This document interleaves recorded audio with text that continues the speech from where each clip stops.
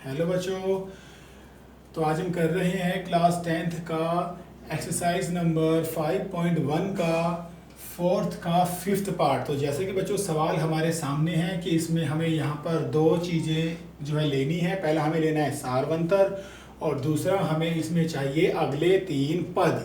तो जैसा कि बच्चों हमारे पास सवाल है, तो देखो इसमें जो ये होती है फर्स्ट रकम होती है, इसके दो नाम होते हैं ए और A1, और जो ये रकम होती है दूसरी इसको हम बोलते हैं A2, और जो ये रकम होती है तीसरी इसको हम बोलते हैं A3, और जो वो रकम होती है उसको बोलते हैं A4। तो देखो तो इसमें ऐसे ही कुछ मतलब जो सीरीज होती हैं। तो देखो सबसे पहले सारवंतर निकालने के लिए हमें दो होते हैं फॉर्मूले। देखो पहला जो डी होता है देखो वो होता है A2 माइनस A1। तो देखो ये रकम हमारे पास देखो बच्चों A2 हमारे पास देखो ये है और A1 हमारे पास ये है।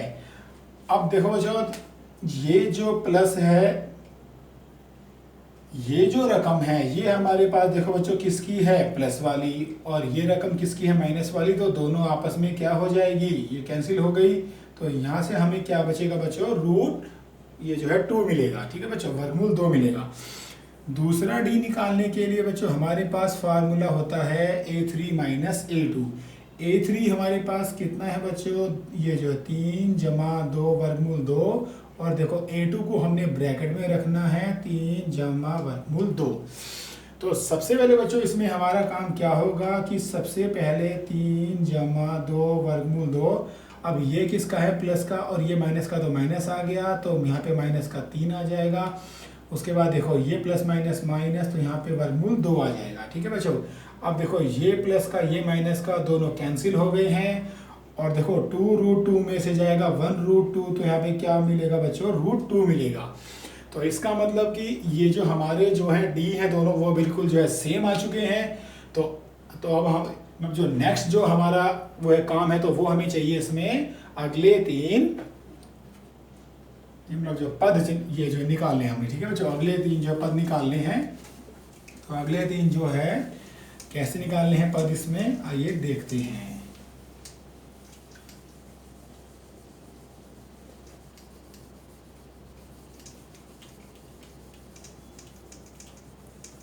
तो अगले तीन जो है पद निकालने के लिए यहाँ थोड़ा स्पेस कम है, तो इसके हम यहाँ पे देखो इसके बाद हम यहाँ निकाल लेते हैं इसके अगले तीन पद।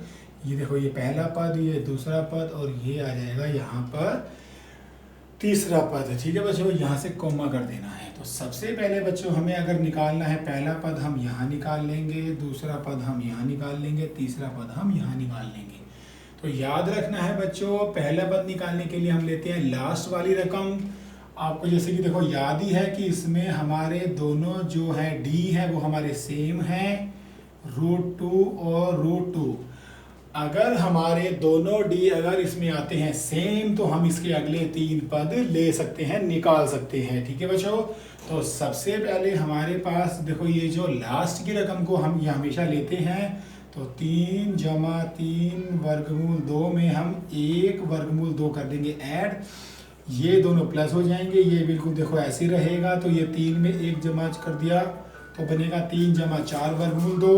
तो ये बच्चों हमारा पहला पद आ जाएगा।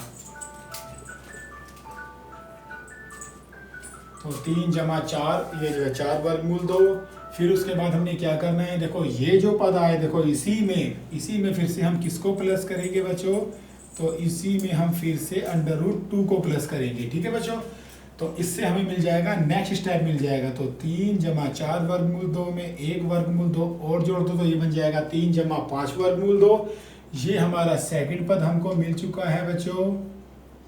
फिर उसके बाद हमने क्या करना है, फिर हमने जो ये आया है हमारा, फिर इसमें हमने ऐड करना है बच्चों 3 जमा 5 वर्गमूल 2 में फिर से वर्गमूल 2 हमने कर देना है, ऐड कर देना है।